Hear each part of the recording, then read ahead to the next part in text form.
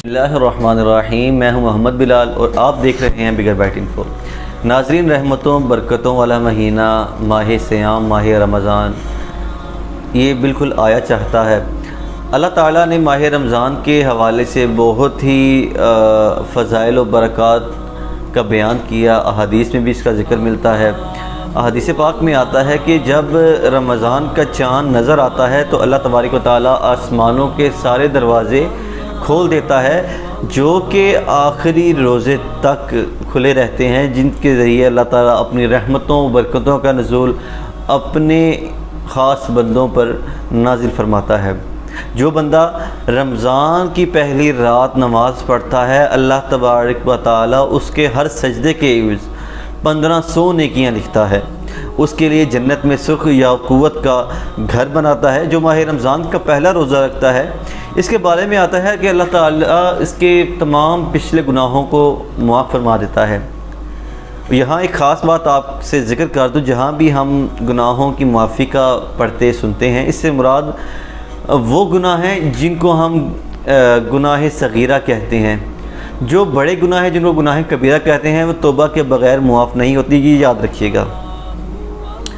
رمضان کے بارے میں آتا ہے کہ صبح سے شام تک 70,000 فرشتے، جو بندہ نماز پڑھتا ہے، روزہ رکھتا ہے، اس کے لیے 70,000 فرشتے دعائیں مغفرت کرتے ہیں۔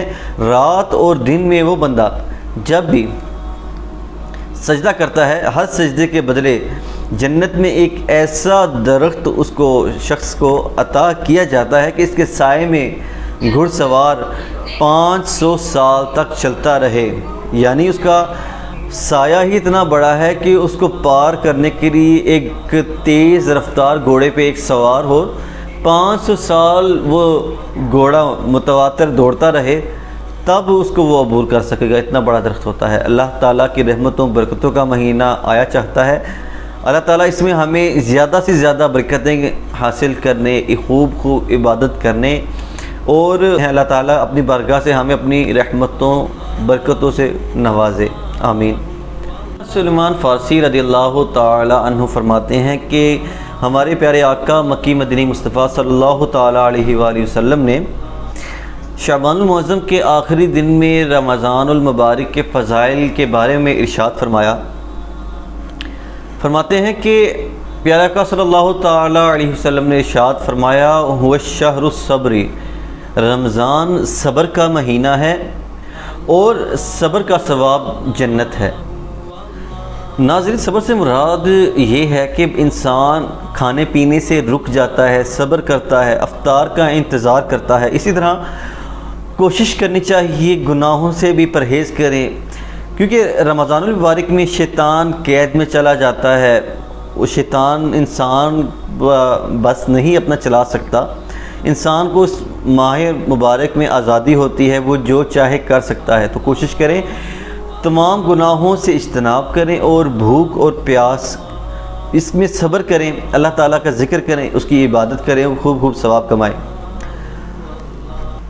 اعلیٰ حضرت امام احمد رضا خان بریلوی رحمۃ اللہ تعالیٰ علیہ کے والد گرامی مولانا نقی علی خان رحمۃ اللہ تعالیٰ علیہ ایک بہت ہی دلچسپ واقعہ نقل کرتے ہیں۔ فرماتے ہیں کہ ایک شخص تھا، اسے صدقہ و خیرات کرنے کا بے حد شوق تھا۔ جو ہاتھ آتا اس کو راہ خدا عز و جل میں خرچ کر دیتا تھا۔ اس کے عزیز و اقربا، اس کے رشتہ دار اس کے اس کام کی وجہ سے اس سے بہت تنگ تھے کہ اس شخص کے ہاتھ میں جو چیز آتی ہے وہ بنا سوچے سمجھے، بنا اپنی ضروریات کا خیال کیے اس کو راہ خدا میں خرچ کر دیتا ہے، اپنے لیے کچھ بچا کر بھی نہیں رکھتا۔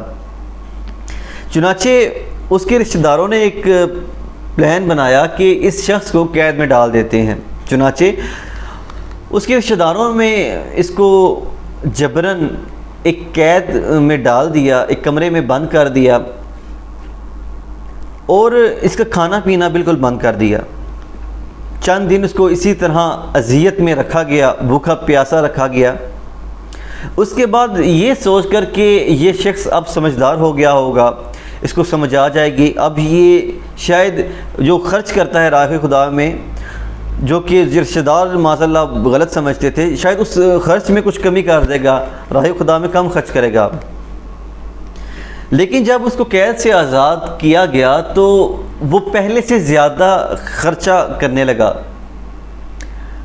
اس کے رشتہ داروں نے اس سے دریافت کیا، ہم نے تو یہ سوچ کر تمہیں قید و صحبت میں ڈالا تھا کہ باہر نکل کے تم جو صدقہ خیرات کرتے ہو یہ کم کر دو گے، لیکن تم نے زیادہ کر دیا، اس کی وجہ کیا ہے؟